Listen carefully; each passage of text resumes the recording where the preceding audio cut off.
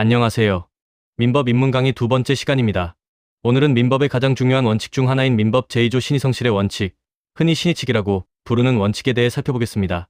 민법 제2조 제1항은 다음과 같이 규정하고 있습니다. 권리의 행사와 의무의 이행은 신의에 조차 성실히 하여야 한다.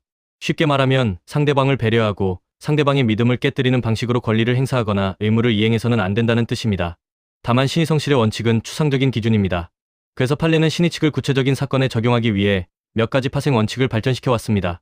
대표적인 것이 권리남용 금지의 원칙, 실효의 원칙, 사정 변경의 원칙, 자기모순 금지의 원칙입니다. 오늘은 이 네 가지 원칙을 살펴보겠습니다.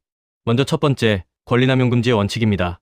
민법 제2조 제2항은 다음과 같이 규정하고 있습니다. 권리는 남용하지 못한다. 권리남용 금지의 원칙은 신의성실의 원칙이 구체화된 대표적인 예입니다. 권리 자체는 존재하더라도 그 권리 행사가 사회적으로 도저히 용인될 수 없는 경우에는 법의 보호를 받지 못합니다. 판례는 권리남용을 판단할 때 주관적으로는 상대방에게 고통이나 손해를 입히려는 가해의사가 있는지, 객관적으로는 권리 행사에 정당한 이익이 있는지를 살펴봅니다. 다만 주관적인 가해의사는 정당한 이익이 결여되었는지 등 객관적인 사정을 종합하여 가해의사를 추인할 수 있다고 보고 있습니다. 대표적인 사례를 보겠습니다. 어떤 토지가 수십 년 전부터 일반 사람들이 통행하는 공로로 사용되어 왔고 토지 소유자도 그러한 사실을 알면서 그 토지를 취득한 경우가 있습니다. 그런데 이후 토지 소유자가 지방자치단체를 상대로 도로를 철거하라거나 일반인의 통행을 금지해달라고 청구한다면 어떨까요? 판례는 이러한 경우 특별한 사정이 없다면 그 청구가 권리남용에 해당할 수 있다고 봅니다. 또 다른 사례로 상계를 목적으로 채무자가 부도가 난 채권자의 어음을 헐값으로 매입한 뒤 그 어음 채권을 가지고 자신의 채무와 상계하려는 경우가 있습니다. 판례는 이러한 상계권 행사도 권리남용이 될 수 있다고 보고 있습니다. 여기서 상계란 쉽게 말해 서로 주고받을 돈이 있을 때 그 금액을 서로 맞추어 없애는 것을 말합니다.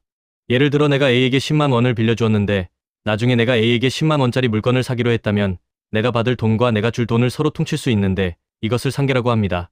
상계에 대해서는 뒤에서 채권법을 공부할 때 다시 자세히 다루겠습니다. 두 번째는 실효의 원칙입니다. 실효의 원칙이란 권리자가 상당한 기간 동안 권리를 행사하지 않아 상대방이 이제는 그 권리를 행사하지 않겠구나 라고 믿을 만한 정당한 사유가 생겼는데 나중에 새삼스럽게 그 권리를 행사하는 것이 신의칙에 반하는 경우 그 권리 행사를 제한하는 원칙입니다. 쉽게 말하면 권리를 너무 오랫동안 행사하지 않았고 그 사이 상대방에게 정당한 신뢰가 형성되었다면 뒤늦은 권리 행사가 허용되지 않을 수 있다는 것입니다. 판례 사례를 보겠습니다. 매도인이 매매 계약을 해지할 수 있는 사정이 있었음에도 장기간 해제권을 행사하지 않았습니다. 오히려 매수인에게 남은 대금을 이행하라고 요구하는 등 매매 계약이 계속 유효한 것처럼 행동했습니다. 그 결과 매수인은 계약이 유효하다고 믿게 되었고 매매 대금도 거의 전부 지급되었습니다. 그런데 그 후 매도인이 갑자기 계약을 해지하겠다고 주장했습니다. 판례는 이러한 경우 매도인의 해제권 행사는 신의성실의 원칙에 반하여 허용되지 않는다고 보았습니다. 다만 실효의 원칙이 항상 쉽게 인정되는 것은 아닙니다. 특히 소유권이나 친족법상 권리에 대해서는 실효의 원칙 적용에 한계가 있습니다. 세 번째는 사정 변경의 원칙입니다. 사정 변경의 원칙이란 법률 행위의 기초가 된 객관적인 사정이 계약 체결 당시에는 예상할 수 없었던 사유로 현저히 변경되어 당초의 계약 내용을 그대로 강제하는 것이 당사자 일방에게 명백히 부당하게 되는 경우에 문제되는 원칙입니다. 쉽게 말하면 계약을 할 때 전제로 삼았던 중요한 상황이 나중에 크게 달라졌고 그럼에도 계약을 그대로 이행하라고 하는 것이 지나치게 불공평한 경우를 말합니다. 예를 들어보겠습니다. A가 B에게 돈을 빌려주기로 하는 계약을 체결했습니다. 그런데 아직 실제로 돈을 빌려주기 전에 B의 신용상태가 급격히 악화되어 돈을 빌려준다면 나중에 돈을 돌려받기 매우 어려운 상황이 되었습니다.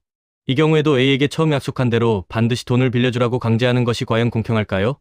이러한 경우에는 계약 체결 후 사정이 중대하게 변경되었다고 볼 여지가 있고 A에게 당초 계약 내용 그대로 이행을 강제하는 것이 공평과 신의칙에 반한다면 A는 이행을 거절할 수 있습니다. 사정 변경의 원칙은 우선 변화된 현실에 맞게 계약 내용을 수정할 수 있는지를 검토합니다. 그리고 계약 내용을 수정하는 것만으로는 해결이 어렵다면 계약을 해지하거나 해지할 수 있습니다. 다만 사정 변경의 원칙은 계약의 안정성과도 충돌할 수 있기 때문에 법원은 이를 신중하게 판단합니다. 단순히 사정이 조금 불리해졌다거나 예상보다 손해가 커졌다는 이유만으로 곧바로 인정되는 것은 아닙니다. 네 번째는 자기모순 금지의 원칙입니다. 자기모순 금지의 원칙이란 자신이 과거의 한 행동이나 주장과 모순되는 태도를 취하여 상대방의 신뢰를 깨뜨려서는 안 된다는 원칙입니다. 즉 어떤 사람이 먼저 일정한 행동을 하여 상대방에게 보호할 가치가 있는 신뢰를 형성시켰다면 그 후에 그 선행행위와 모순되는 행동을 하는 것은 허용되지 않을 수 있다는 것입니다. 이를 금반원의 원칙이라고도 합니다. 다만 자기모순 금지의 원칙도 언제나 적용되는 것은 아닙니다. 특히 강행 규정의 입법 취지를 완전히 무너뜨리는 결과가 되는 경우에는 자기모순 금지의 원칙이 적용되지 않습니다. 여기서 강행 규정이란 당사자 사이의 약정으로 그 적용을 배제하거나 법의 내용과 다르게 정할 수 없는 규정을 말합니다. 쉽게 말해 당사자들이 마음대로 바꿀 수 없고 법에서 정한 대로 따라야 하는 규정입니다. 대표적인 예로 미성년자의 법률행위를 들 수 있습니다. 미성년자가 법정대리인의 동의 없이 신용구매 계약을 체결한 뒤 나중에 법정대리인의 동의가 없었다는 이유로 그 계약을 취소하는 경우가 있습니다. 상대방 입장에서는 억울할 수 있지만 미성년자의 법률행위에 법정대리인의 동의를 요구하는 규정은 미성년자를 보호하기 위한 강행 규정입니다. 따라서 판례는 이러한 경우 미성년자가 나중에 취소권을 행사하더라도 금반원에 반하지 않고 취소가 허용된다고 보고 있습니다. 정리하겠습니다. 오늘은 민법 제2조 신의성실의 원칙에 대해 살펴보았습니다. 첫째, 신의성실의 원칙은 권리의 행사와 의무의 이행을 신의에 따라 성실하게 해야 한다는 민법의 기본 원칙입니다. 둘째, 권리남용금지의 원칙은 권리가 있더라도 이를 정당한 목적과 방법으로 행사해야 하며 사회적으로 용인될 수 없는 권리 행사는 허용되지 않는다는 원칙입니다. 셋째, 실효의 원칙은 권리를 오랫동안 행사하지 않아 상대방에게 정당한 신뢰가 형성된 경우 뒤늦은 권리 행사가 제한될 수 있다는 원칙입니다. 넷째, 사정 변경의 원칙은 계약의 기초가 된 사정이 예측할 수 없을 정도로 중대하게 변경되어 계약을 그대로 유지하는 것이 현저히 불공평한 경우 계약 내용을 조정하거나 예외적으로 해제해지할 수 있다는 원칙입니다. 다섯째, 자기모순금지의 원칙은 자신의 과거 행동이나 주장과 모순되는 태도를 취하여 상대방의 신뢰를 깨뜨려서는 안 된다는 원칙입니다. 신의성실에 앞으로 배우게 될 계약법, 물권법, 가족법 등 거의 모든 영역에서 계속 등장하는 개념이므로 반드시 이해하고 넘어가시기 바랍니다. 다음 시간에는 민법 제3조 권리 능력에 대해 알아보겠습니다. 감사합니다.